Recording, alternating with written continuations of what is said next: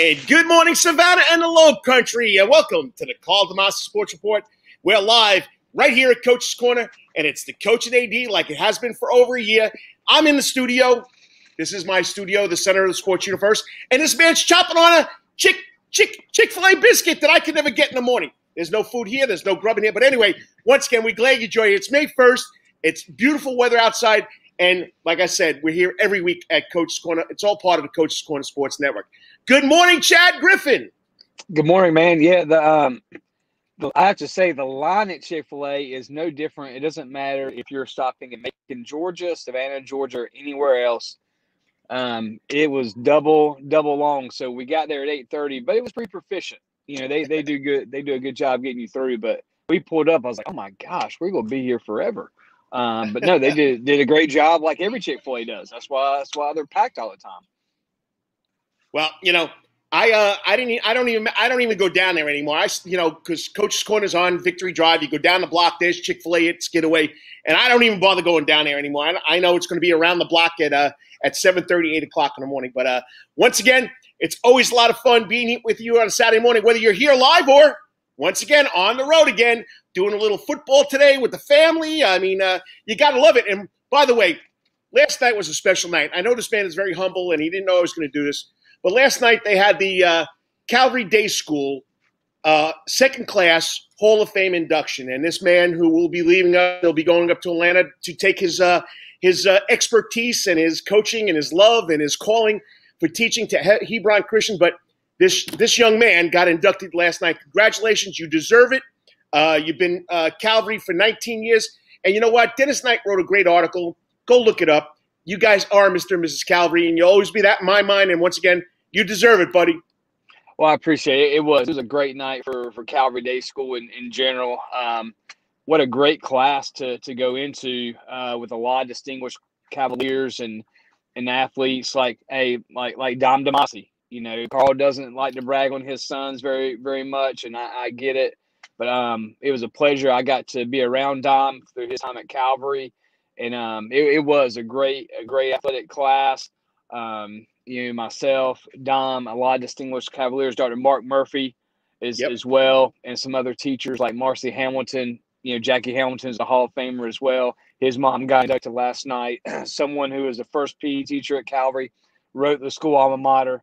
I mean, what else can you say from that perspective? So it was a great night, man. I appreciate it.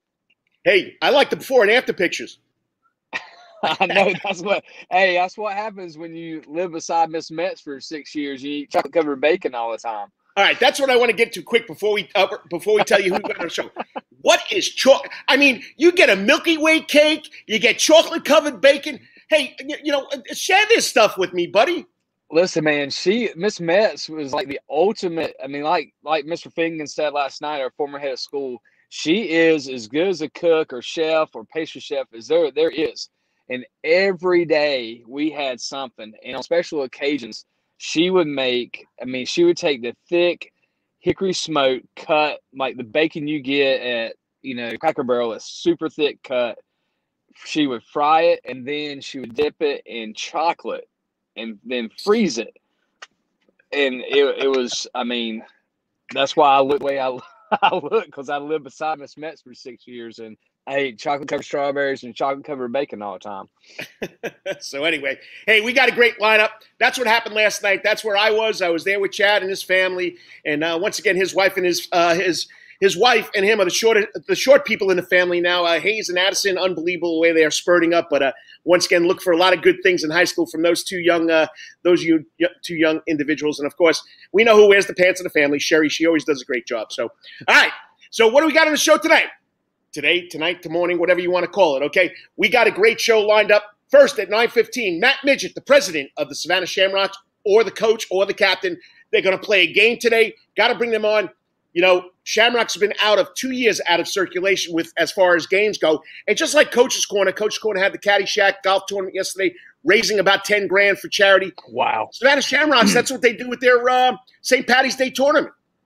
Yeah, I mean, it's just one thing that we've been missing the last 2 years was they've been such an impactful group throughout the city, Savannah. And every time you drive by Daffin Park or anywhere when it gets close to March, you know you know it is St. Patrick's Day in Savannah when you see rugby going on, and just a fantastic opportunity there. So we glad to see those people back on the field. All right, and then we'll go to our Weatherton Chiropractic Clinic after the week. This young man has been setting records, has been doing great things over at Richmond Hill High School for the last 4 years as a cross-country runner and as a track athlete. He also owns a Guinness's World Record, okay, a Guinness's Book of World Records. I think he ran backwards juggling. I don't know if it was 400 meters, 800 meters, I don't know what it was, but it's Corey Adamski.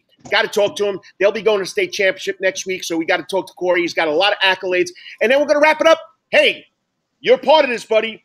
Savannah Sports Council, the NAIA Women's and Men's Lacrosse Championship next week at Memorial Stadium. And we're going to bring on the SCAD women's coach, Mike Cummings. And I didn't realize this, Chad. He's been here for 16 years.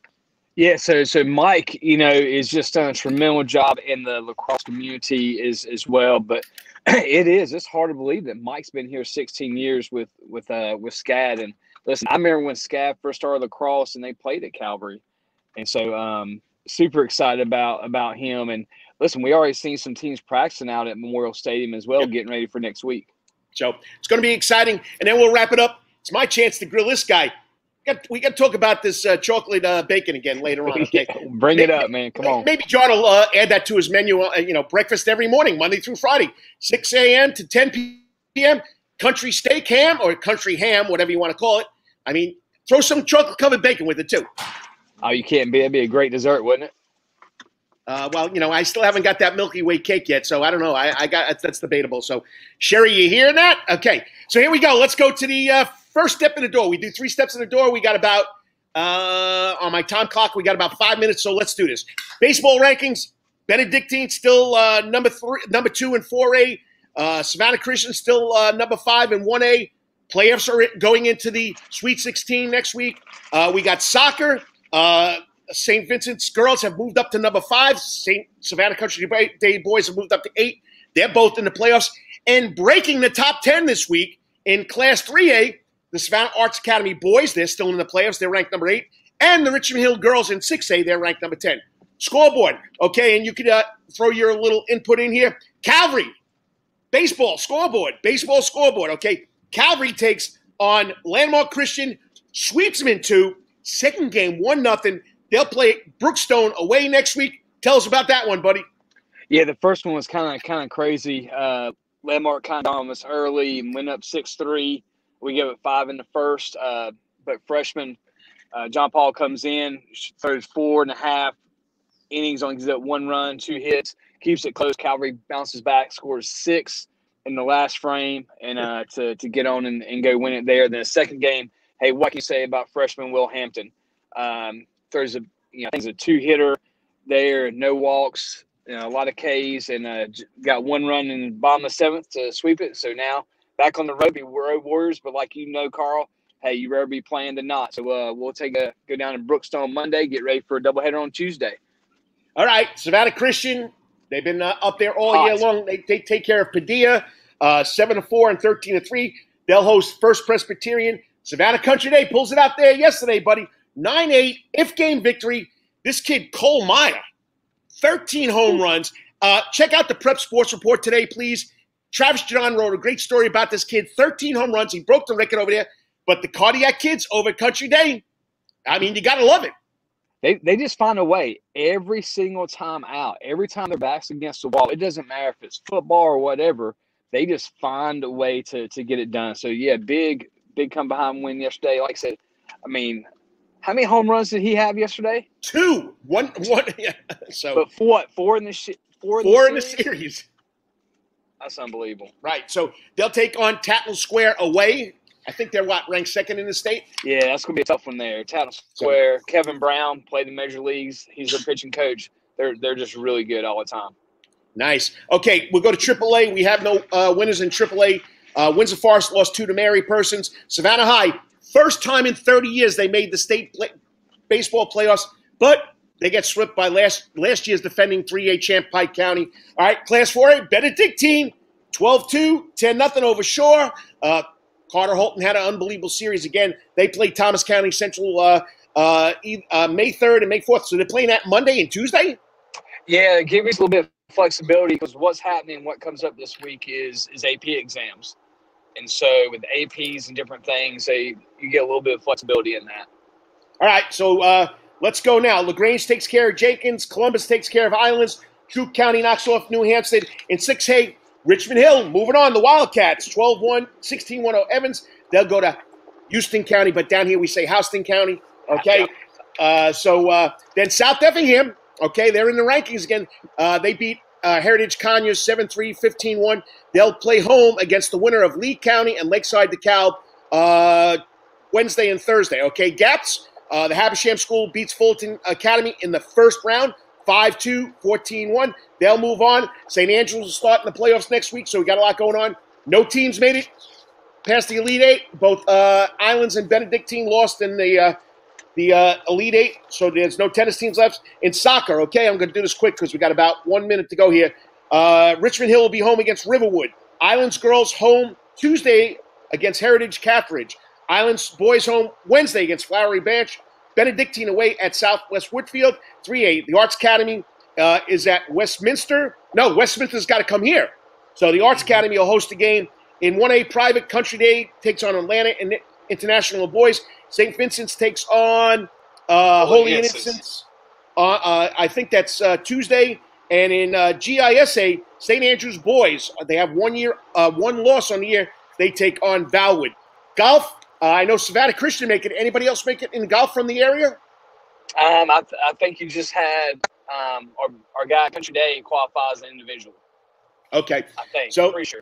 Right. And Mary Miller, a phenomenal phenom over at Savannah Christian. She makes it as an individual on the girls' side. Savannah Christian boys finished third, so they go. So I couldn't find anything else. I mean, that Georgia High School State Association golf website was really confusing. So, but I'm trying to find out more about that.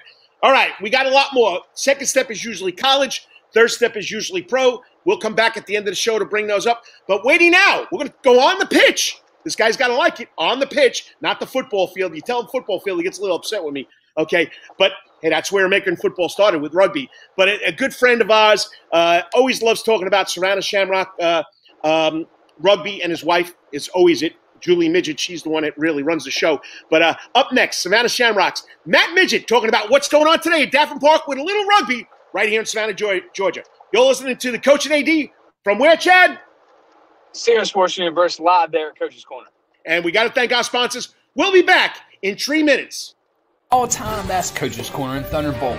Coach's Corner has been voted the best in Savannah for 20 years running, and it's no wonder why. Sports, live music, delicious and generous portions of pub food, all for our fans. No matter what the season, there's always a reason to check out Coach's Corner. It's always game time at Coach's Corner. Pick your favorite sport, pick your favorite team, and pick a TV, and Coach's Corner is your place.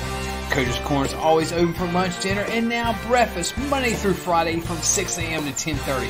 But remember, Coach's Corner still has takeout service. John Harrison and Coach's Corner crew has smoked Boston butts, ribs, and chicken on the grill. You can place your order by calling Coach's Corner at 912-352-2933. That's 912-352-2933. As always, make it a night to remember at Coach's Corner. At Calvary Day School, we want our students to be fully equipped and on the cutting edge of academics, making a difference in our world.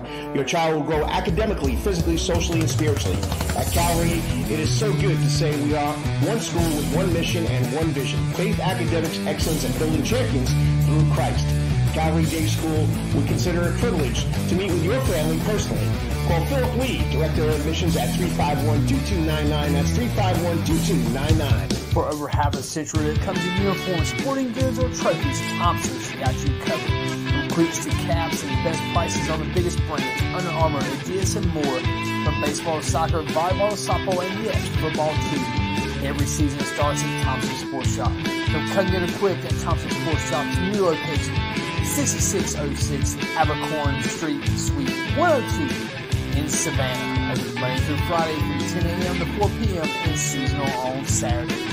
At locally owned Thompson Sporting Goods and Trophies, Come see where everyone is a Yo, winner. you still want some real New York deli and Italian food? Bada bing, bada boom. Rocky's New York Deli and Italian Catering is open at 7630 Skidaway Road in Savannah, Georgia during this social distancing problem. Rocky's New York Deli and Italian Catering will take calls for pickup at 912-354-2914. That's 912-354-2914 on the phone. Kabish. If you want Rocky's New York Deli and Italian Catering goods delivered, go to savtakeout.com, savtakeout.com to place the order. Remember, Rocky's New York Deli and Italian Catering, we ain't New York style, we are Wetherington New York. Chiropractic Clinic. Your back hurts, another body part hurts all the time, it makes you mad, the pain drives you crazy, you just want to pick something up and throw it across the room? If you can. At the Weatherton Chiropractic Clinic, you get complete chiropractic care and pain relief to help you move better, have a less painful life, and of course, achieve a healthier lifestyle. The Wetherington Chiropractic Clinic is now located at 2 locations in Savannah, Georgia, at 329 Eisenhower Drive and in Pooler at 114 Canal Street, Suite 603. So visit Dr. Bart Wetherington at the Wetherington Chiropractic Clinic for all your chiropractic needs.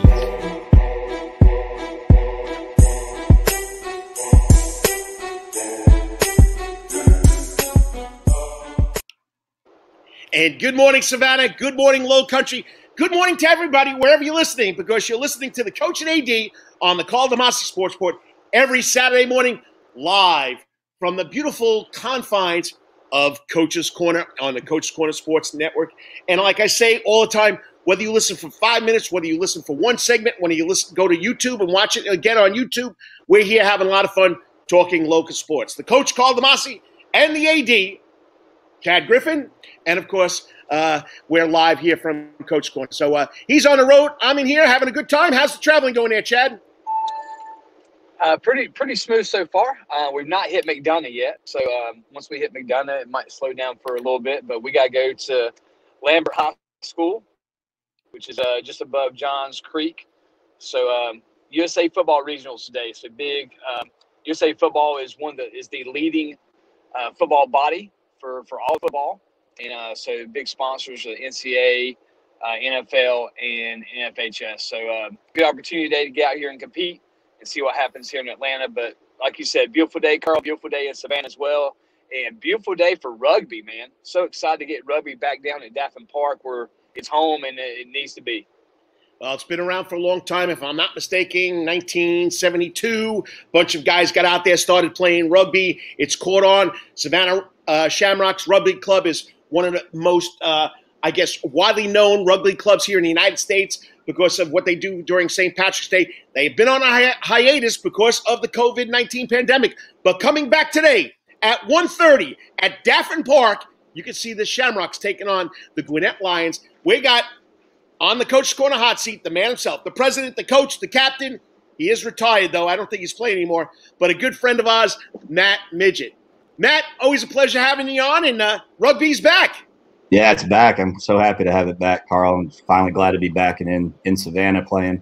Had a couple of home games. We had to move around out to Richmond Hill and out to the islands, but we're back at home today at Daffin Park at 1:30, so I'm excited about that. Hold it, buddy. You can take the facial hair off now. Look like the Matt Midgett I know, a lot younger, better looking. I know Julia would probably love it. But, you can get back into society now. The COVID-19 pandemic's starting to wind down.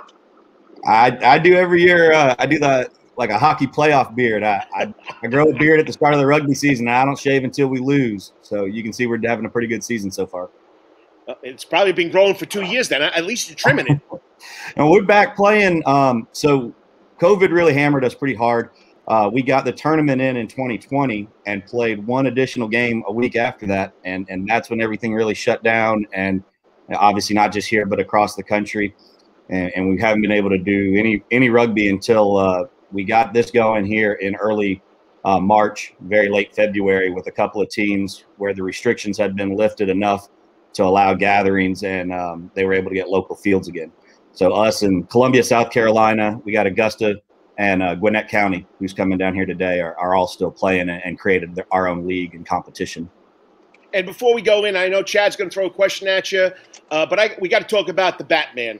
You got, may he rest in peace. I just saw him 2 weeks ago in Publix. Tell everybody about Mr. Vernadone. I mean, it's if you're listening to this station and you're getting it at all and you're following Karl, you probably have already come into contact with Mr. Varnado. I mean, the guy was an absolute legend here in Savannah and touched the rugby community just like he touched everything else, and had been a part of this club from way back in the day. Not necessarily one of the founding fathers of the club, but one of those guys that was around it, extremely supportive of it. Never failed to come out to matches, played for us for a while, then supported us after. Kept playing. I think at one point was the oldest rugby player maybe in the country, and was still hosting matches that he'd get for his birthday well into his 70s down in St. Simons. And so the guy was just an absolute legend. May he rest in peace. It's a tough one. I just can't believe. I mean, a week and a half before he passed away, I saw him in the store, and he used to sub at Islands High School. And he walked in by me one day. I said, "How you doing, Batman?" He looked at me like, "How do you know me?" Who doesn't know you, Mr. Varnado? I mean, you're all over the place. Who doesn't know you? So, like you said, we lost a legend. Great guy, always funny, and may he rest in peace. And I know the Shamrocks take that to heart, because he was a big part of you guys. All right, Chad, you can throw the first rugby question or the first tackle at Mr. Midgett here. Hey, well, you know, one is glad to be back, man. It is something special in Savannah to drive past Stafford Park and see rugby going on. It is just an institution here in Savannah. So that's what I want you to talk about a little bit. Just remind people and let people know what makes rugby in Savannah so special, and also talk about the growth, especially at the youth level, you guys are working on, because that's the next generation to come, man. And that's what's been so special, is to see the constant growth of rugby over the years. It's not just going out with one generation. It's consistent. And talk about, you know, what that means to Savannah, and then also how you guys are continuing to grow the sport here in Savannah. Yeah. So really, I mean, to me, the biggest difference between rugby and really any other sport outside of, obviously there are different rules. It's a different culture, and people that come out and play rugby, and for the Savannah Rugby Club, the men and the women's team, we do really treat it like a family as best we can. And of course, that means we have some conflicts amongst ourselves from time to time, but it really is, when other people come to town, I mean, we circle the wagons. This is our family. This is who we go out there and bleed with on the field and sweat with on the field. And then we're very active in the community outside of that. And so we've got something that the club isn't really just for athletes. It's for anybody that kind of wants to be a part of that culture. And we give back to the community, whether it's the Savannah Humane Society, whether it's the Second Harvest Food Bank, whether it's the Children's Hospital over there at Memorial. It's not just rugby. Rugby sort of happens on Saturday, but we're members of the club year round, and it's a unique thing to do, especially for grown men and women, because there aren't a lot of opportunities, and we forget sometimes as adults that you got to get out there and play something. You got to do something. You got to stay active, and we're a way to do that, especially for kids who grow up in high school sports, and a lot of times that last game their senior year of whatever sport it is the last time they're ever going to play. And we just kind of exist to remind people that there's an avenue for adults to do that. And that's a big reason for me why I'm trying to get youth rugby going here. And we've got a couple people affiliated with the club that have started the Savannah Youth Academy. And so they've been working on that and introducing the sport to kids at a younger age, getting them interested in it, getting them wanting to get their administrators at different schools and with the YMCA and that interested in maybe starting a program at their schools as well. And I really hope it will continue to grow. There are some youth programs across the Low Country in South Carolina. There's a lot of them in Florida. And there's a few in the Metro Atlanta area, and it's time for it to come down to the Savannah area too, I think. Well, you know, and don't forget, you got to talk about the ladies too. Julie will get mad at us. We do. Our ladies team's coming off one of their most successful years they've had in a while, and their season being cut short by COVID was really traumatic because they were on pace. We were both, the men's and the women's team were in the South Regionals in 2020, and we were definitely looking to build on that. Our girls, they have a new coach, and they were ready to go full steam ahead into this season, and COVID really dealt them a devastating blow as well. They're about to get picked back up, so if anybody wants to join them or the men's team, I mean, we practice at Hubert Middle School in downtown Savannah every Tuesday and Thursday from 6 to 8. Men and women are out there. We're both going to get swung into the 7 season this summer, which is the version of rugby they play in the Olympics. women are definitely looking forward to that. They're already looking at tournaments that they're going to be joining, and the men, once we finish up this 15 season, we'll be jumping straight into that too. So no break. Anybody wants to come out and check it out and learn it, we're happy to have you. Hey, and you're watching the Coach and AD on the Coach's Corner Sports Network, live here at Coach's Corner on Victory Drive and Thunderbolt. It's the coach, Karl DeMasi, and the AD, Karl DeMasi, and the coach, Chad Griffin, and the AD, Chad Griffin, talking to the president of the Savannah Shamrocks. That's right. You're the president now, right? And the coach? President and the coach, not the captain. We've got a captain for our men's and our women's team. That title is reserved exclusively for those people that are still able to play, and that is not me anymore. I gave it up. 20 years of playing since college until I reached 40 years old was sufficient for me. And so happily handed that captain title off, but still coaching and still currently the president. All right, quick question. It's a little off the wall here, but, of course, we're Coach's Corner, food, all fun, all the time. We talked about chocolate-covered bacon, okay? And we know, rugby guys, they like to celebrate adult beverages. Yeah. But what is the favorite food for you guys at Savannah Shamrocks when you get together and you have all these big games and matches? Beer. Short and sweet, adult beverage, beer. Beer here. Yeah, I think that's the one thing we don't really disagree on. We've got some folks that sponsor us. We'll be at Rogue Water today, right after the game. That's one of our sponsored bars. They sponsor the tournament pretty heavily.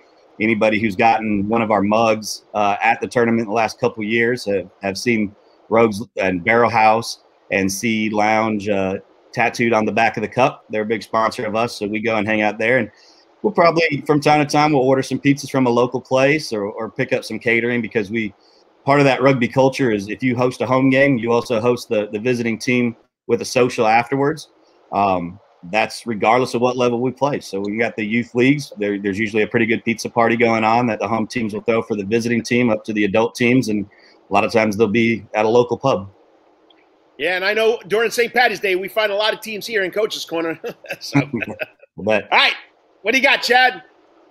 Matt, and following up on that, talk about that, the culture of rugby, just like that, where, hey, you're going to compete, your tails off in a game, but after the game, it's a very social, very family atmosphere. And I think people, if you go other sports, you really don't see that. Hey, you compete in high school football or other sports, and afterwards, hey, you kind of walk off the field. But in rugby, we have some student athletes at Calvary, you play club rugby at UGA, and they talk about the same thing. There's a different culture and mindset in rugby.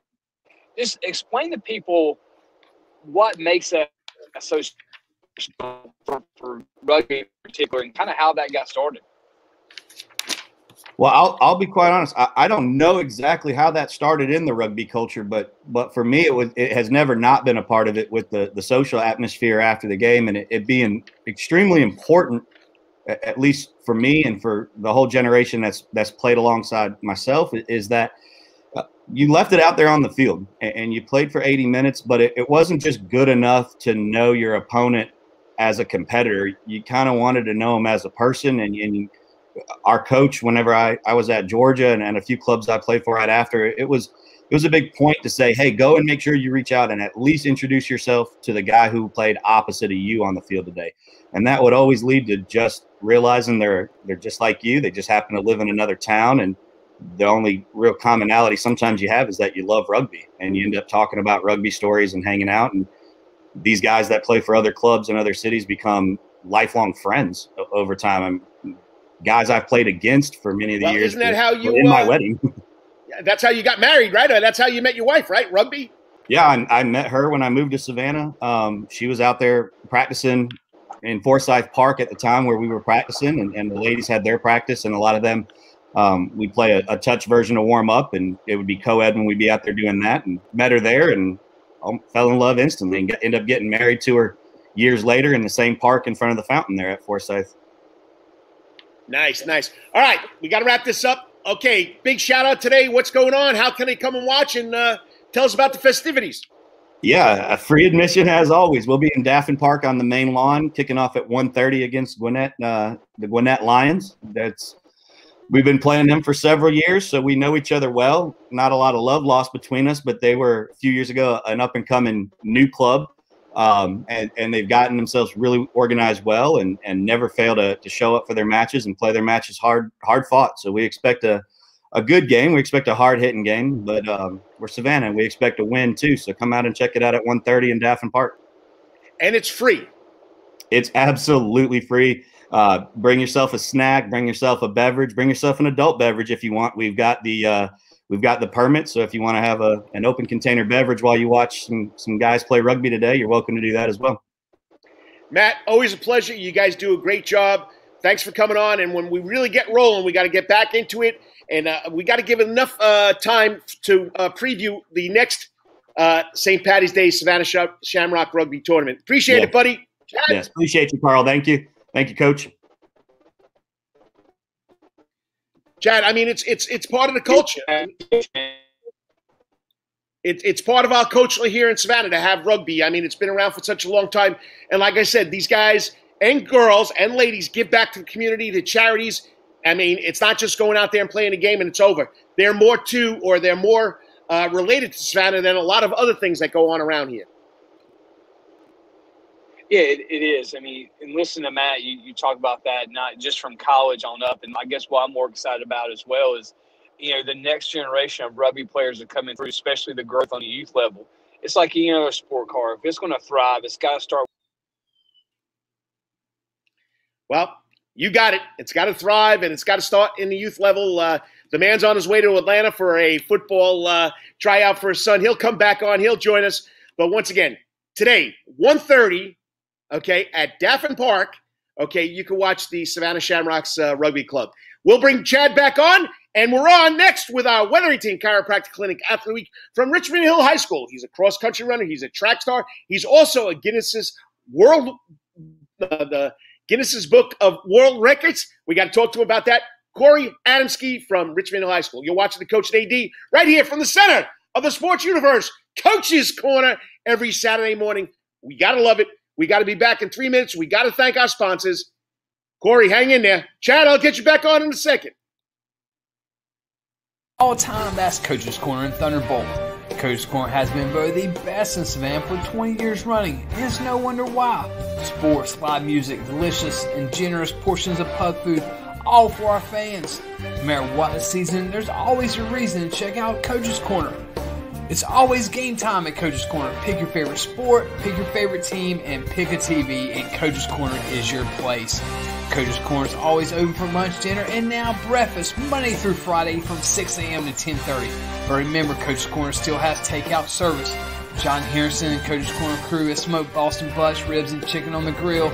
You can place your order by calling Coach's Corner at 912-352-2933. That's 912-352-2933. As always, make it a night to remember at Coach's Corner. At Calvary Day School, we want our students to be fully equipped and on the cutting edge of academics, making a difference in our world. Your child will grow academically, physically, socially, and spiritually. At Calvary, it is so good to say we are one school with one mission and one vision: faith, academics, excellence, and building champions through Christ. Calvary Day School would consider it a privilege to meet with your family personally. Call Philip Lee, Director of Admissions, at 351-2299. That's 351-2299. For over half a century, when it comes to uniforms, sporting goods, or trophies, Thompson's got you covered. From cleats to caps and the best prices on the biggest brands, Under Armour, Adidas, and more. From baseball to soccer, volleyball to softball, and yes, football too. Every season starts at Thompson Sports Shop. Come get equipped at Thompson Sports Shop's new location, 6606 Abercorn Street, Suite 102 in Savannah. Open Monday through Friday from 10 a.m. to 4 p.m. and seasonal on Saturdays. At locally owned Thompson Sporting Goods and Trophies, come see where everyone is a winner. You still want some real New York deli and Italian food? Bada bing, bada boom. Rocky's New York Deli and Italian Catering is open at 7630 Skidaway Road in Savannah, Georgia during this social distancing problem. Rocky's New York Deli and Italian Catering will take calls for pickup at 912-354-2914. That's 912-354-2914 on the phone. Capiche? If you want Rocky's New York Deli and Italian Catering goods delivered, go to savtakeout.com, savtakeout.com to place the order. Remember, Rocky's Rocky's New York Deli and Italian Caring. We ain't New York style. We are Wetherington New York. Chiropractic Clinic. Your back hurts, another body part hurts all the time. It makes you mad. The pain drives you crazy. You just want to pick something up and throw it across the room. If you can. At the Wetherington Chiropractic Clinic, you get complete chiropractic care and pain relief to help you move better, have a less painful life, and of course, achieve a healthier lifestyle. The Wetherington Chiropractic Clinic is now located at 2 locations in Savannah, Georgia, at 329 Eisenhower Drive and in Pooler at 114 Canal Street, Suite 603. So visit Dr. Bart Wetherington at the Wetherington Chiropractic Clinic for all your chiropractic needs.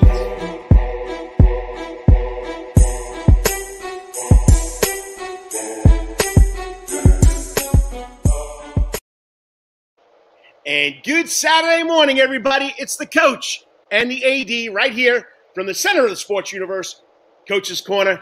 And it's all live every Saturday morning because we're all part of the Coach's Corner Sports Network. You can listen to us on Facebook or watch us on Facebook, on Twitter, on YouTube. We're here. We're live. And it's always a lot of fun. Saturday morning, lovely day in Savannah, Georgia. The coach is in the house where the AD is traveling to Atlanta. So once again, Chad, great day. It's beautiful out. Hey, but this is our favorite part of the show, the Wetherington Chiropractic Clinic after the week. Yeah, man, it is. This is a great thing. Young man from Richmond here. I am super interested in the Guinness World Record that he set. You know, I know he's got tremendous more accolades coming, but man, it's gonna be great to have this guest on and talk about the accomplishments this year, and also just talk about it in general. Hey, what is next for him as they get ready for the state track meet coming up here in a week? I mean, his resume speaks for himself. He's been all grade of Savannah, first team in track and cross country.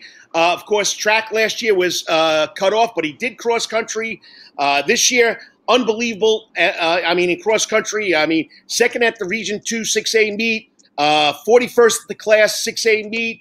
He's got a personal best. He won in Vidalia. He's won in Jekyll Island.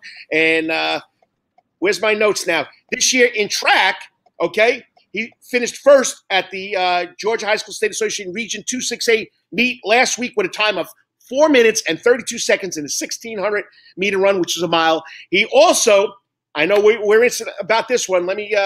Corey runs cross-country and loves juggling and saw this as a perfect combination to set a world record, okay?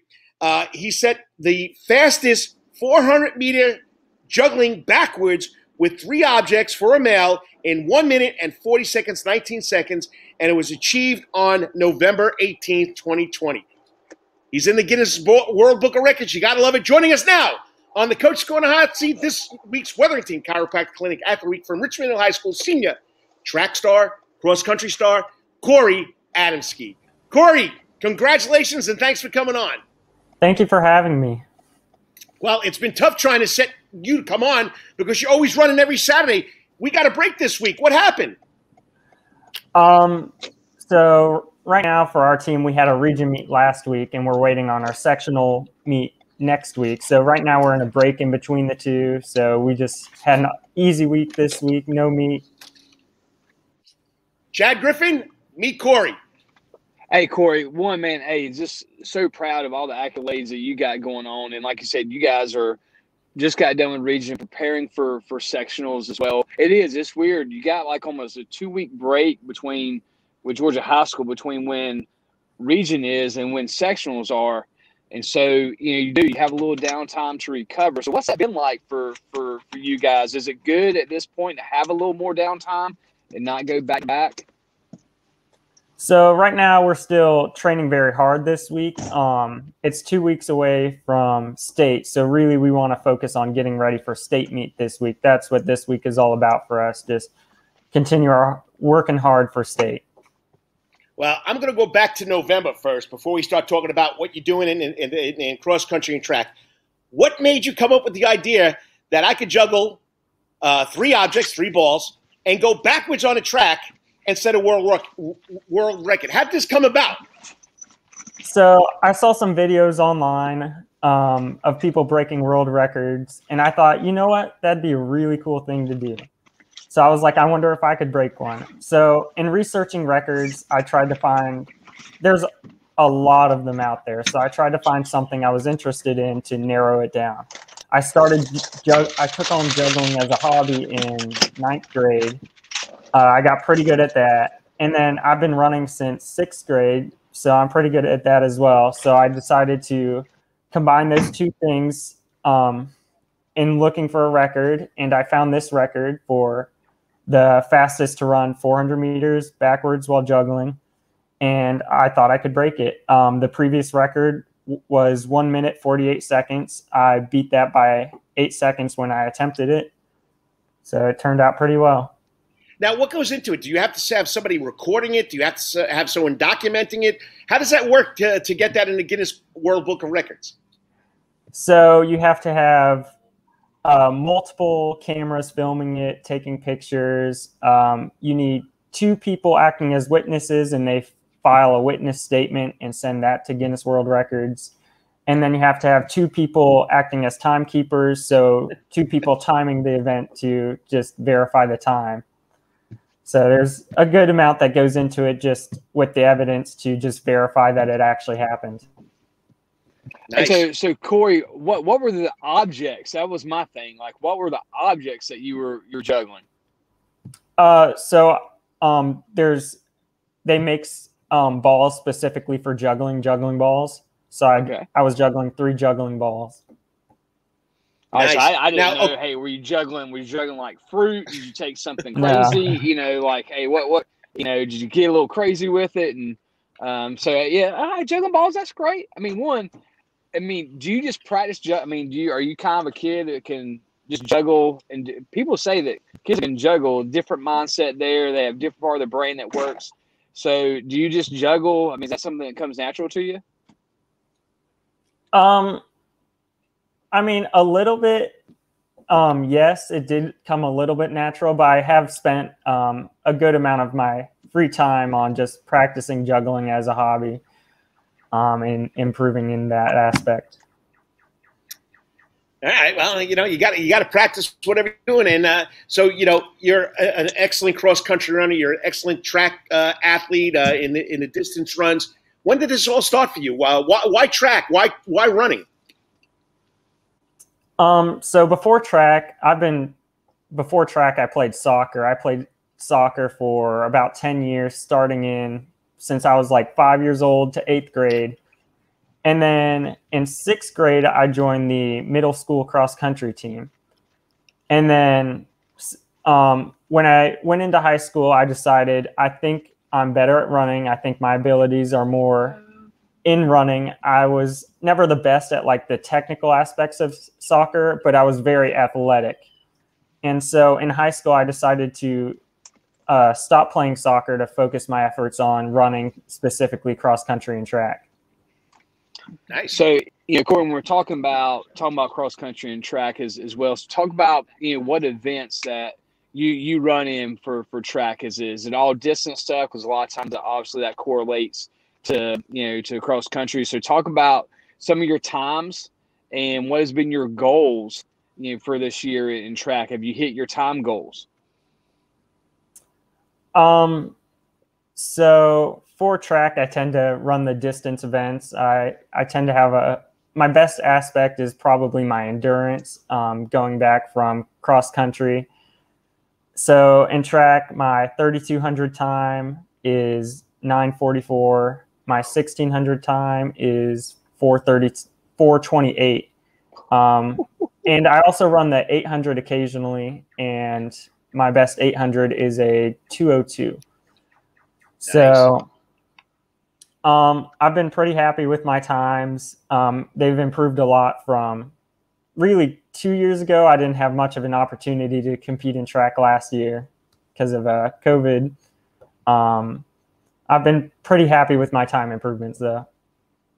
And you're watching the Coach and AD on the Karl DeMasi Sports Report, all live from the center of the sports universe, Coach's Corner, part of the Coach's Corner Sports Network. We're talking to our Wetherington Chiropractic Clinic Athlete Week from Richmond High School, cross country, track and field, Corey Adamski. So my question to you is, you do cross country, you do track, and they correlate a lot. But tell us about Richmond Hill High School, and perfect segue about the coaches. Coach Siebert is recognized as one of the best cross-country track coaches in the area. Tell us about your experience at Richmond Hill and your track coach.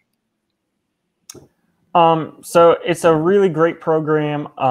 It's very competitive. So there's over 100 kids on the track team, or there were, with all the JV and varsity athletes. So it's very competitive. You have to be on the top of your game. You have to always be working hard to make sure that you're ahead of your other teammates. And it's a very successful program. There's been a lot of very successful athletes like Jalen Murray, Kayla Golar, Shaquille Walker, who have come through the program before. And one of the ways the program is designed is it has a tier system. So different tiers of runners have different training plans. So tier 1 athletes are usually new runners, casual runners, and they start off with a lower plan. And then you have tier 2, which is upcoming runners, and then tier 3, which is your elite runners. So it just gives athletes opportunities to start with lower mileage, easier plans, and work their way up to ideally the tier 3 training plan. And Coach Seibert does a really good job of overseeing the program and does a really good job of coaching.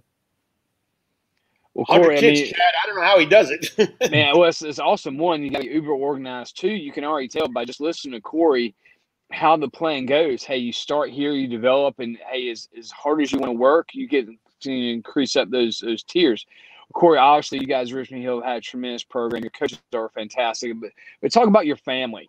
You know, there's always a family aspect to that, of the support system, whether it's, you know, the outright support of being there. But, I mean, parents have a lot to do with usually a young student athlete's success. So talk about your family and how that's played into your success as a cross-country and track runner. Yeah, so both of my parents ran collegiately at East Carolina University. Nice. So they're very familiar with cross-country and track. They understand the sport very well. They're very experienced. And they've been very encouraging for me to not only join the sport, but they always encourage me to put in all my effort to be as successful as I can be.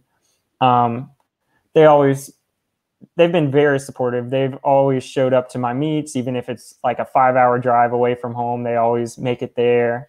So I'm very appreciative of that. It's a lot. I know your dad's always running around. I always see him at the local races. When we do our race, the Coaches for Curing Cancer, he's there participating. A great guy, great family support.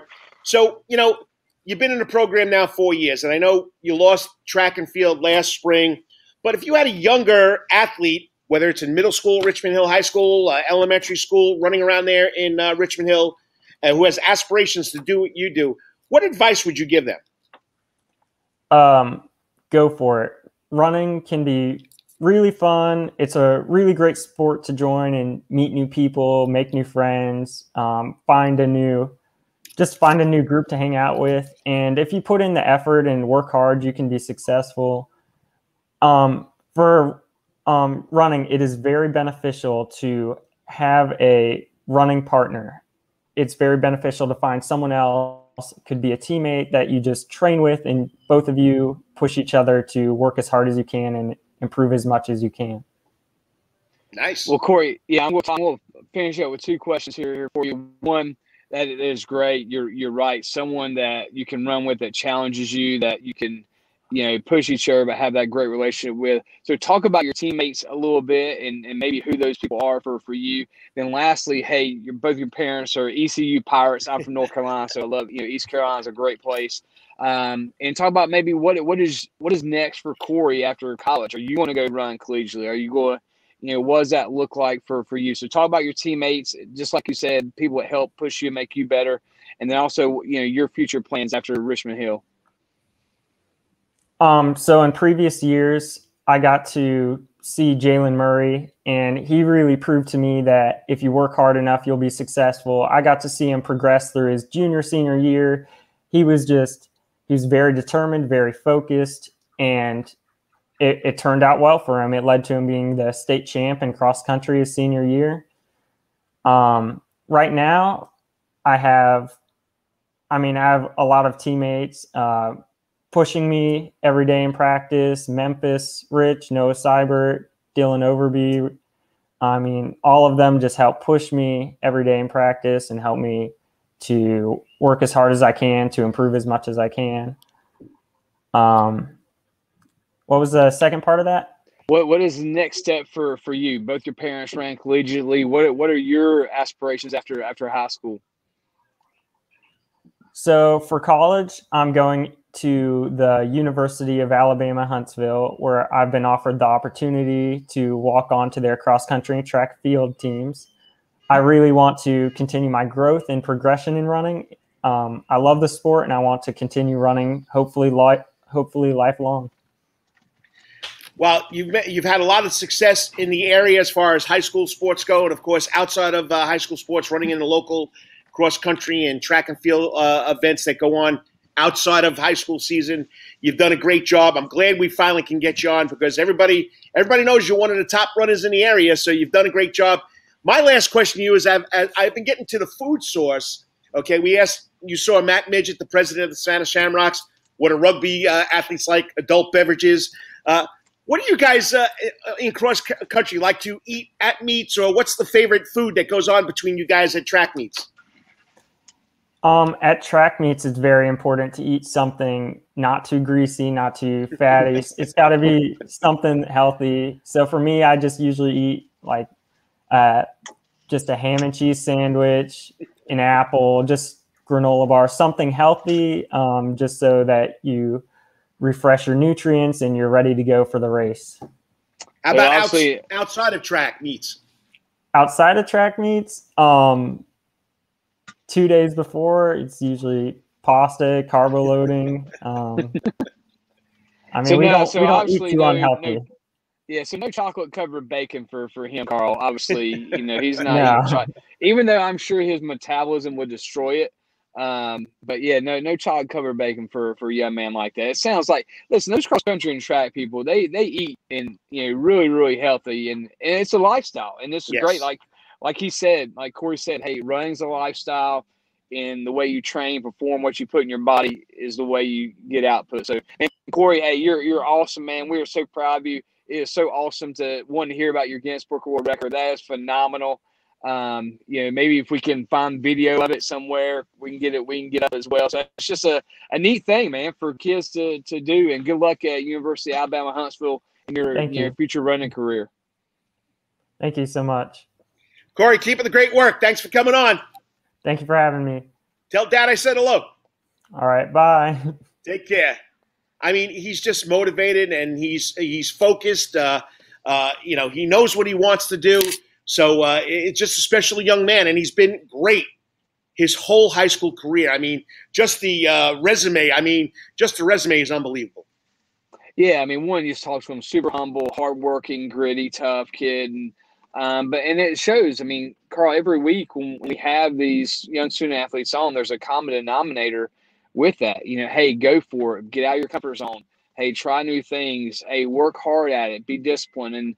And that's what success looks like. It takes we always talk about the devil's in the details, and it talks about that. And that's exciting, and then I could imagine putting on my college resume, hey, Guinness Book of World Record holder. That grabs attention as well when people are looking at colleges. So excited for him with all that. All right, up next, we got a big event coming here next weekend, brought to you by the Savannah Sports Council, Rob Wells and the whole gang over there. We got the NAIA National Women's and Men's Lacrosse Championship, and the SCAD women's team has been invited as an at-large, so we're excited about it. We got the head coach coming on from SCAD, the Bees. We got Michael Cummings. It's going to be an exciting time here this week in Savannah. We got to check it out, and I know you're looking forward too because Hayes likes a little lacrosse. We're going to get Addison involved in it. Addison tried it for a year, but there's not a lot of contact in girls lacrosse, and so we'll see if that happens back up in Atlanta. She's got to find a spring sport to play, so we'll see how that goes. But Hayes loves it absolutely, and so we'll definitely be out there next week watching some lax out at Memorial Stadium. All right, next up, Michael Cummings from Savannah College of Art Design, women's lacrosse team. You're watching the Coach and AD right here at the center of the sports universe, Coach's Corner. We'll be back in 3 minutes. We got to thank the people that love to support us, John Henderson and the gang. All time, that's Coach's Corner and Thunderbolt. Coach's Corner has been voted the best in Savannah for 20 years running, and it's no wonder why. Sports, live music, delicious and generous portions of pub food, all for our fans. No matter what the season, there's always a reason to check out Coach's Corner. It's always game time at Coach's Corner. Pick your favorite sport, pick your favorite team, and pick a TV, and Coach's Corner is your place. Coach's Corner is always open for lunch, dinner, and now breakfast, Monday through Friday from 6 a.m. to 10:30. But remember, Coach's Corner still has takeout service. John Harrison and Coach's Corner crew has smoked Boston butts, ribs, and chicken on the grill. You can place your order by calling Coach's Corner at 912-352-2933. That's 912-352-2933. As always, make it a night to remember at Coach's Corner. At Calvary Day School, we want our students to be fully equipped and on the cutting edge of academics, making a difference in our world. Your child will grow academically, physically, socially, and spiritually. At Calvary, it is so good to say we are one school with one mission and one vision: faith, academics, excellence, and building champions through Christ. Calvary Day School would consider it a privilege to meet with your family personally. Call Philip Lee, Director of Admissions, at 351-2299. That's 351-2299. For over half a century, it comes in uniforms, sporting goods, or trophies, Thompson's got you covered. From cleats to caps and the best prices on the biggest brands, Under Armour, Adidas, and more. From baseball to soccer, volleyball to softball, and yes, football too. Every season starts at Thompson Sports Shop. So come get equipped at Thompson Sports Shop's new location, 6606 Abercorn Street, Suite 102 in Savannah. Open Monday through Friday from 10 a.m. to 4 p.m. and seasonal on Saturdays. At locally owned Thompson Sporting Goods and Trophies, come see where everyone is a winner. You still want some real New York deli and Italian food? Bada bing, bada boom. Rocky's New York Deli and Italian Catering is open at 7630 Skidaway Road in Savannah, Georgia during this social distancing problem. Rocky's New York Deli and Italian Catering will take calls for pickup at 912-354-2914. That's 912-354-2914 on the phone. Kabish. If you want Rocky's New York Deli and Italian Catering goods delivered, go to savtakeout.com, savtakeout.com to place the order. Remember, Rocky's New York Deli and Italian Catering, we ain't New York style, we are Wetherington New York. Chiropractic Clinic. Your back hurts, another body part hurts all the time, it makes you mad, the pain drives you crazy, you just want to pick something up and throw it across the room? If you can. At the Wetherington Chiropractic Clinic, you get complete chiropractic care and pain relief to help you move better, have a less painful life, and of course, achieve a healthier lifestyle. The Wetherington Chiropractic Clinic is now located at 2 locations in Savannah, Georgia, at 329 Eisenhower Drive and in Pooler at 114 Canal Street, Suite 603. So visit Dr. Bart Wetherington at the Wetherington Chiropractic Clinic for all your chiropractic needs.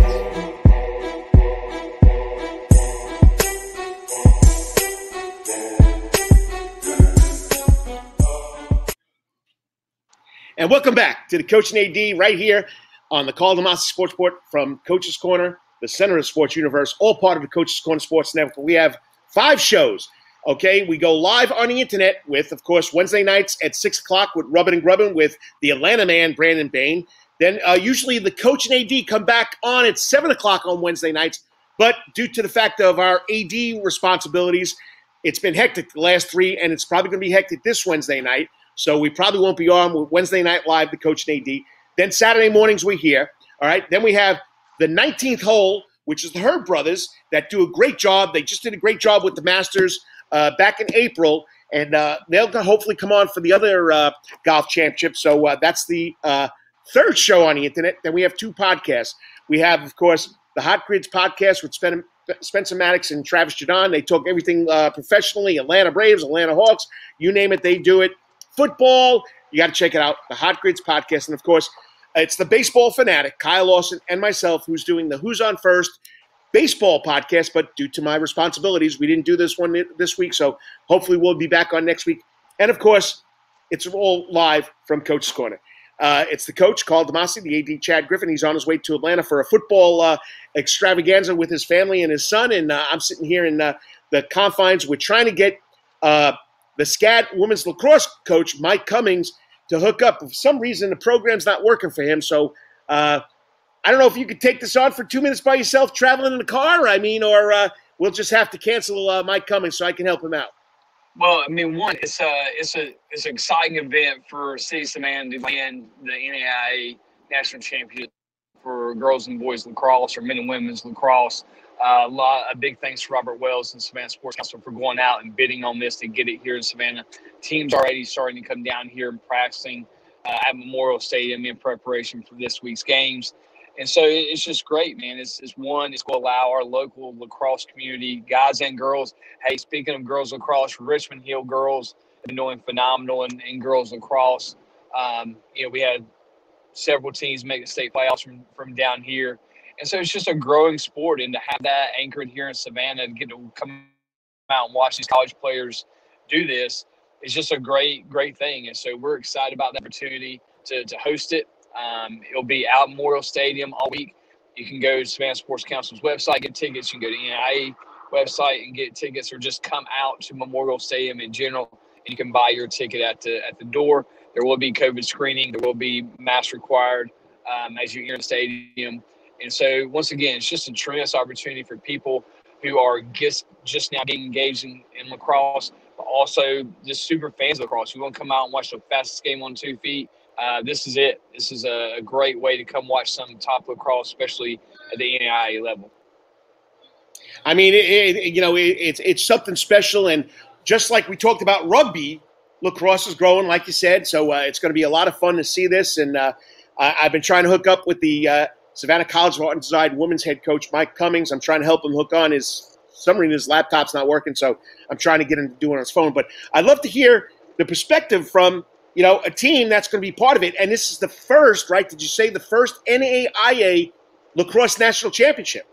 Well, it's not the first. It's the first we get to. I mean, just first time Savannah area gets to host it, and it's cool. We hope that Savannah becomes a rotational place for the NAIA National Championship, and that things go well here, and want to bring it back. And that's the thing, Carl. You live in a city where people want to come to.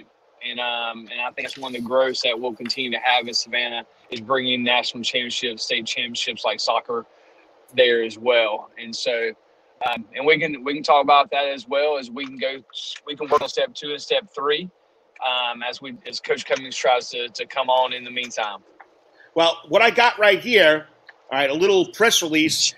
The number 5 ranked SCAD women's lacrosse team had earned an at-large bid to play in the 2021 NAIA National Championship. The championships will be May 5th to May 8th at Memorial Stadium here in Savannah, Georgia. They'll face the number 2 seeded Cumberlands in the first round on May 5th at 7 p.m. at night. So that'll be pretty cool. That's Wednesday night. All right. The women's lacrosse team is in its first year sport as an NAIA sport. All qualifying teams will record their first national championship. Whoever wins this, out of the 2020 championship field, SCAD and Lawrence Tech have made an appearance in all the previous NAIA invitationals. So you said it right there. So it should be fun. We got Benedictine College out of Kansas. We got Cumberlands out of Kentucky. We got Kaiser out of Florida. Lawrence Tech out of Michigan. Life College out of Georgia. Reinhardt out of Georgia. SCAD out of Georgia. And we have another team coming out of Michigan, Siena Heights. So a lot of Georgia teams getting involved in this.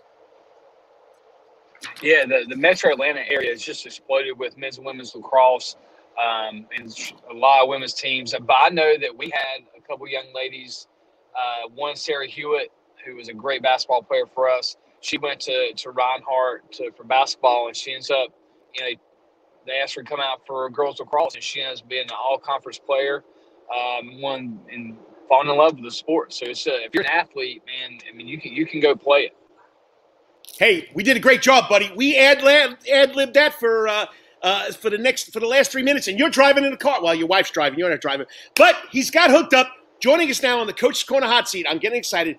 The SCAD head women's lacrosse coach and men's lacrosse coach. He's been there for 16 years, Mike Cummings. So let's do this. Hey, Mike, it worked out. Yes. So it worked out. Congratulations on what you're doing over there. And like we talked earlier, Chad Griffin, Mike Cummings, you probably know each other. You guys have been around a long time, almost the same amount of time. But once again, congratulations. And to do it in Savannah has got to be something special. Oh, super excited. First off, Chad, thanks for taking over. filling the dead air there. So, all right, tell us now. You've been the men's lacrosse coach, but people don't know you started women's lacrosse way back when. Total different game. What does this mean to SCAD and the Savannah community to have this, the Savannah Sports Council bringing in the NAIA Lacrosse Championships? Yeah, so a few years ago, the national office did a site visit, and Memorial Stadium was newly built and is going to serve as a perfect venue for the men's and women's national tournament. Unfortunately, we didn't get to have last year's tournament. Typically, they'll pick a new site every 2 years. The fact that Savannah was chosen, the host city to the south, we were super excited to be able to be there. So the fact that we get to have one of our SCAD teams represented during this next week, just couldn't be more pleased. Rob Wells with the Savannah Sports Council. Got to give props to our athletic director, Doug Wallenberg, and getting the staff there to visit the site. And we're looking for a great opportunity next week to showcase this awesome stadium as well as this awesome city. Yeah, Mike, like I said, you've been an anchor in the Savannah lacrosse community for years. My son's been blessed by you being able to coach him as well. But talk about the growth of especially girls lacrosse. I mean, you've obviously seen the boys lacrosse. You guys have been here for a very long time, but you guys have been uber successful in women's lacrosse and kind of pioneered that for SCAD. So talk about the growth of women's lacrosse and what you're seeing, especially in the local Savannah area. Yeah, absolutely. So when we first started the men's program, it was fall 2003. My first grad assistant, 2005 was our inaugural season in the SCLC. So we were playing Georgia Tech, Florida State. And our women's team, which was formed 2 years after that, my first grad assistant was Coach Nicole Pritchard. She had played at College of Worcester. So although she was my GA, she was the head coach for the women's program and got them started to where 2006 or 7 was their inaugural season. Initially, I was out there just kind of a support system when we were practicing and playing our games in Forsyth Park. And really not knowing what would occur with both men's and women's lacrosse at SCAD and in the area, but it just exploded. And on the girls' side, on the women's side, we've got to give a lot of credit to Dan Humble getting the youth program started here with Coastal Empire Lacrosse. And then certainly when Christian Harris moved to the area, opened up Lowlax, the fact that we have a lacrosse store in Savannah, I never thought I'd see that happen. And they've been in Savannah about 5 or 6 years. Christian's my assistant coach at SCAD on the men's side.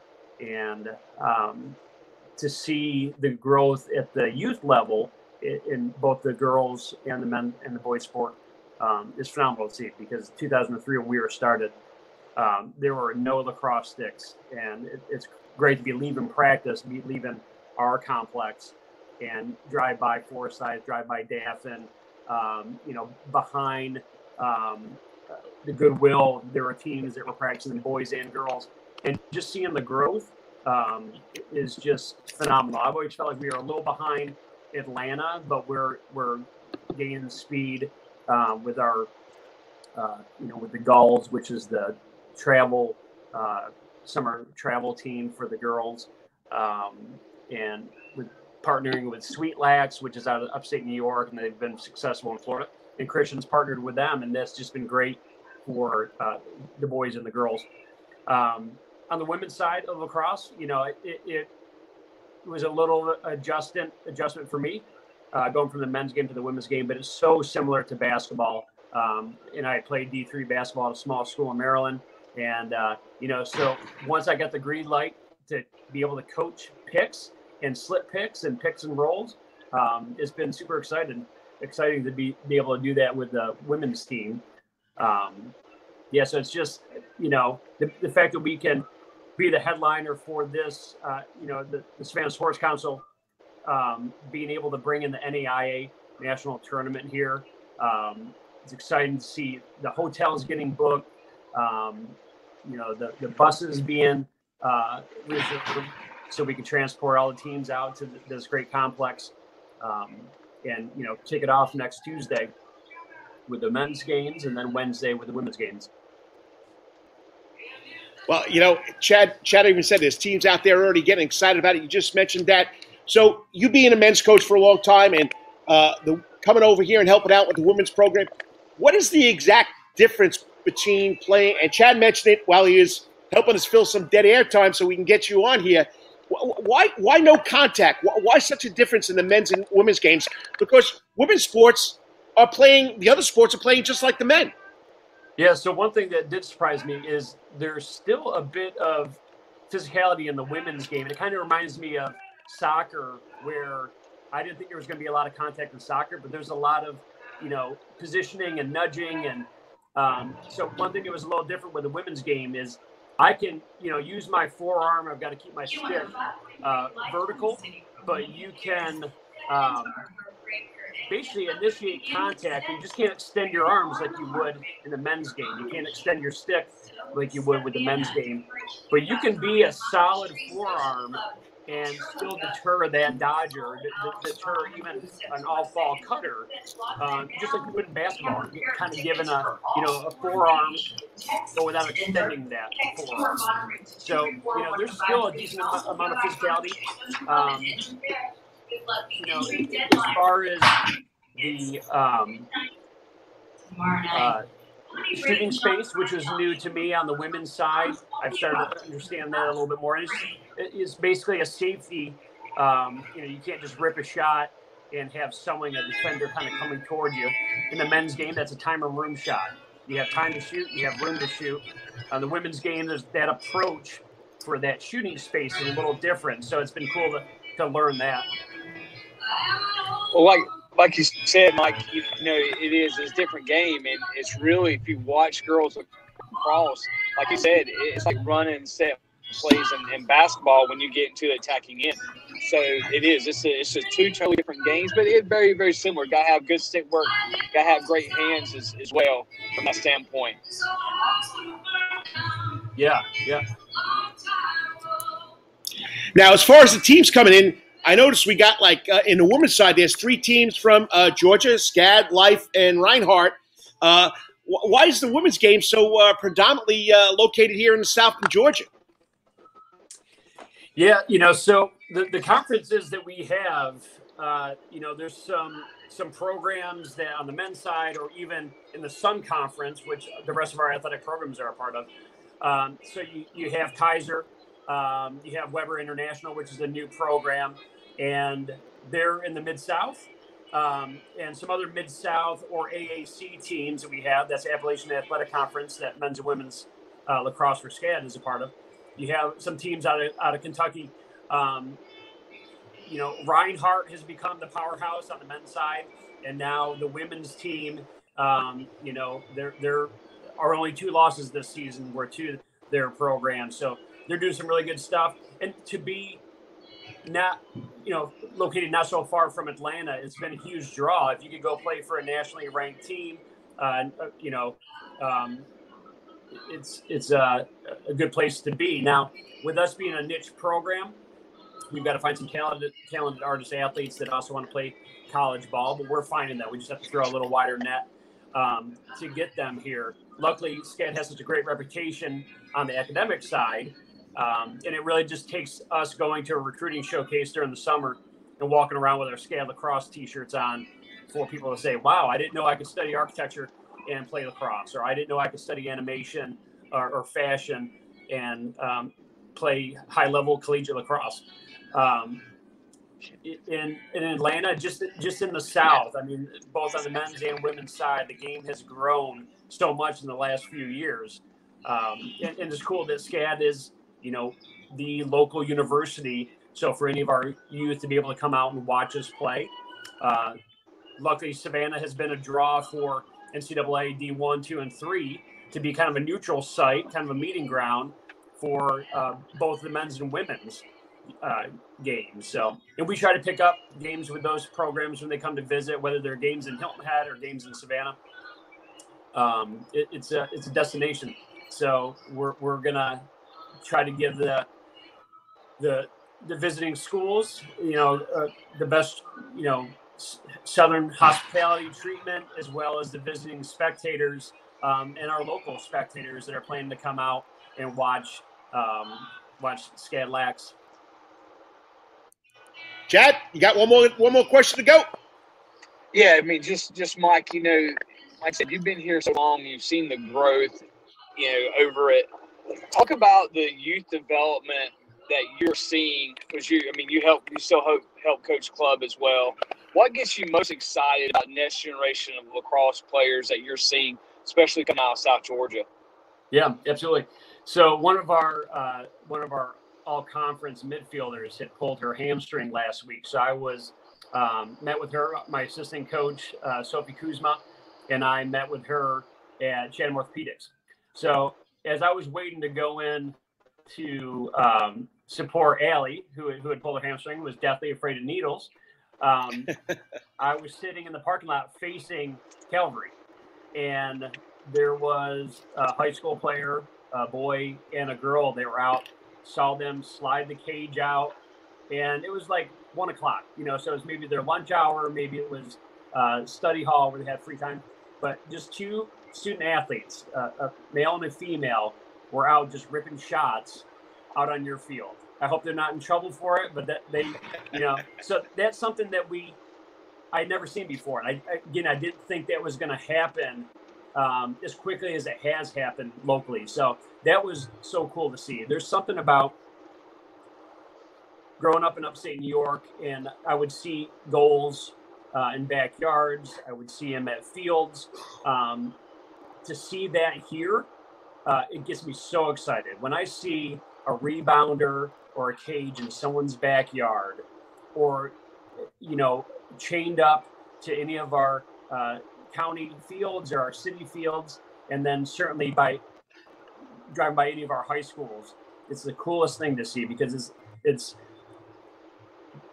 the world's fastest growing sport. It's the fastest growing sport for on the youth level, and then certainly with public schools too. I mean, it was something that it was in mostly private schools starting out, but there's more public schools nationwide that offer boys and girls lacrosse. So it's very cool that Savannah is a part of that. And again, it just blows my mind to see how much has happened in Savannah and in the Low Country. And looking at some of our area schools too.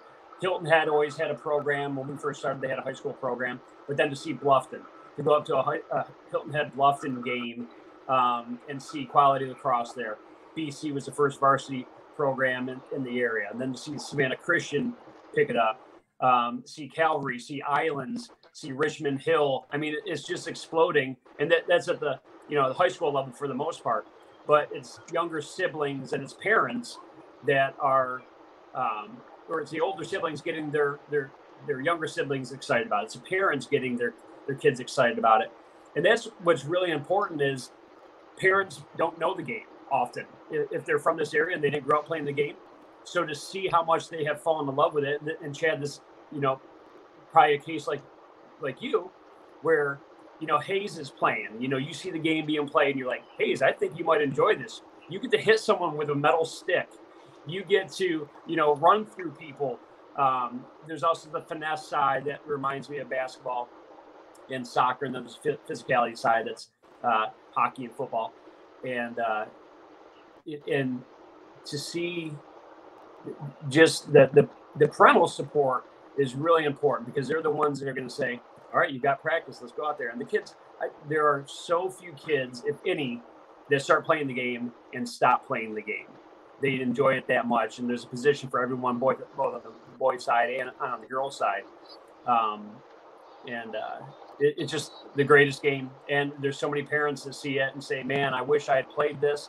And there's some parents that have started playing the post-collegiate men's club team here in Savannah, just because they love the game so much. Well, Mike, I know you got to take the girls, the women, the ladies to the field on Wednesday night at 7 o'clock against Cumberland's. Thanks for coming on. Thanks for telling us what's happening. SCAD's been here because you've been a fixture and the foundation of that program, and you've seen it grow. And once again, keep the great work. And when we get done with the tournament, we got to bring you back on and give us a breakdown on how you think it went and what we could do to improve or make it better. Absolutely. I'd love to, Karl. Thanks for having me be a guest. Chad, thank you for your questions, and thank you for your continued support of lacrosse in the area.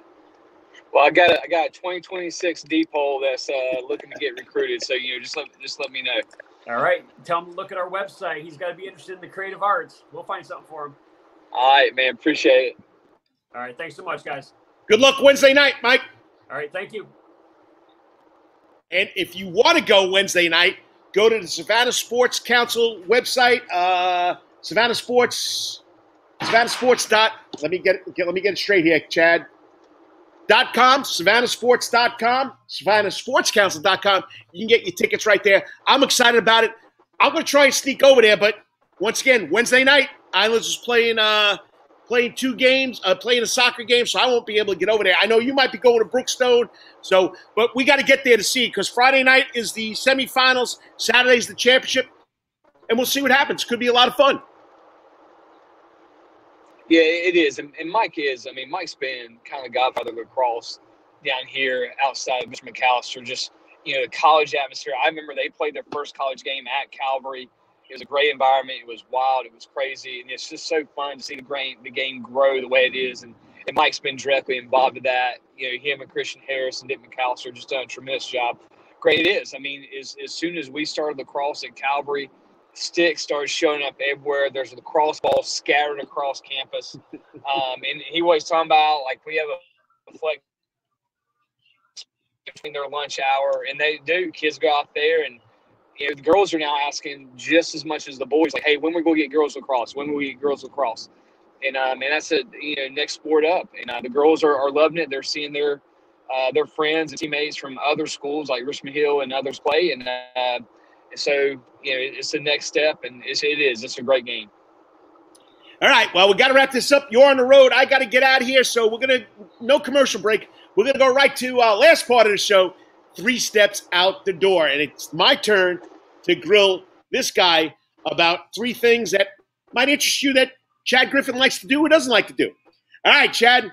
So, Savannah, Georgia, great place to live, and you've grown your family here. What is one thing outside of athletics and outside of school that Chad Griffin loves about Savannah, Georgia?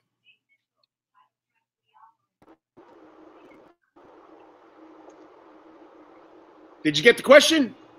I did. I'm going through like a dead zone down in a valley. So you're going to repeat the question for me. Outside of school, outside of sports, what is one thing that Chad Griffin loves to do in Savannah? Oh, man, just walk downtown. I think that's going to be one of the biggest things I miss is you forget how beautiful of a city we live in. And just getting downtown, getting to Bay Street, getting to the squares. I don't have to do anything. Just walk downtown, and it's just a beautiful, beautiful place to be. So, without a doubt, just getting out Savannah, walking downtown or being on the water, without a doubt. All right. We're going to keep it Savannah-related here. Okay, we talked about that chocolate-covered bacon. We know your wife makes a mean Milky Way cake that I haven't tried yet. Savannah Food. Chad Griffin's favorite Savannah food. Oh, my gosh. Favorite Savannah food. I mean, I think one of my favorite places to eat is got to be Bowtie Barbecue and Sandfly Barbecue.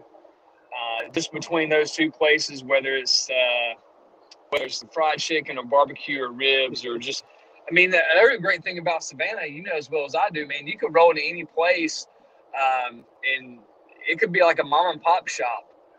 And it is so, the food's so good. The people, this is definitely a foodie town. But I love Bowtie, which is old Johnny Harris's, and I love, the Sandfly Barbecue. Really, really good. All right. Now, we're going to go a little away from Savannah now. Soccer goalie, played college soccer, was into sports. If you could play one sport other than soccer in college, what would it have been? One sport other than soccer in college. I I think for me, I loved baseball growing up. You know, obviously you get to the point in your career, you realize, hey, you can't hit a breaking ball or you can't do certain things on the baseball field. It kind of eliminates you. And I'm not like my son who can pitch. And so that was kind of it. But I love baseball, man. Baseball is just that great sport, the camaraderie in the dugout, the guys. You know, it's just something special about it. And I think that's why, you know, Hayes loves baseball. He also loves lacrosse. Just the culture within those sports they're just super tight. And it's a lot of fun. But, yeah, baseball would be one I wish I was probably better at, you know, as I got older, my skills diminished. All right, I'm going to throw a little screwball here. I know it's 3, but 4. If you could play lacrosse, what position would you play? Oh, you still got the tools of ignorance? Maybe. You want to get between the pipes? Nah, that's not it. You know, I could see a bigger ball coming from a long distance away. I could manage that. I could manage the game from in goal because I could read things really well. Lacrosse is a little bit different from that perspective. But maybe it'd be like my son. My son's really loves the defensive end of it. He's got to be a really good deep hole. And I think that's just kind of my mentality as well as being a goalkeeper, is being back there defending. So probably playing deep hole in lacrosse would be my thing as well. Well, a lot of fun, a lot of things going on here in Savannah, Georgia. Don't forget, you can check out Wednesday night and Thursday. Well, it starts at, I think, 10 o'clock in the morning, both days. You can go out to Memorial Stadium, check out the men's and women's national NAIA Lacrosse Championships right here in good old Savannah, Georgia. But once again, don't forget, got to come out and check Coach's Corner. We talk about all the sports, all the food, all the fun since 1991. In the Sound Garden tonight, buddy. In the Sound Garden tonight, we got Harvest Moon. It's celebrating the music of not just Neil Young, but Crosby, Stills, and Nash. So it's going to be a hot time out here in the Sound Garden. Tomorrow, you want to come by? We got the Savannah Singer-Songwriters series that starts at 7 o'clock tonight, where we get the local people come in, and you can see what their talent is. And don't forget, we got to do this again. Breakfast here, Monday through Fridays from 6 to 10:30 p.m. You had the country ham. You loved it, didn't you? Oh, all the time, man. It's just salty enough. But once again, great job. Have a lot of fun up there in Atlanta with Hayes, with Addison, with Sherry. Enjoy it. Enjoy your couple days up there. And once again, we'll be back here, not Wednesday night again. We do apologize. He's got baseball in Brookstone. I got soccer at Islands, so we won't be able to make it on Wednesday night, but we'll be back one Wednesday night before this month of May is over, and it's always a lot of fun. Closing words, sir? Man, as always, like you said, Carl, have your best week ever. Knock it out of the park. You've been listening to the Coach and AD right here on the Coach's Corner Sports Network. We'll be back next week. Remember, you got to mask up. We're still masking up. What do you got to do with those hands, Chad? Got hand sanitizer, man. And go get the vaccine, brother. We got to get back to normal. We got to get back to normal. God bless. We'll talk to you next week. Great job, Chad. Talk to you later. It's all part of the Coach's Corner Sports Network. We'll see you next Saturday. Love you, man. See you soon, brother. Thanks.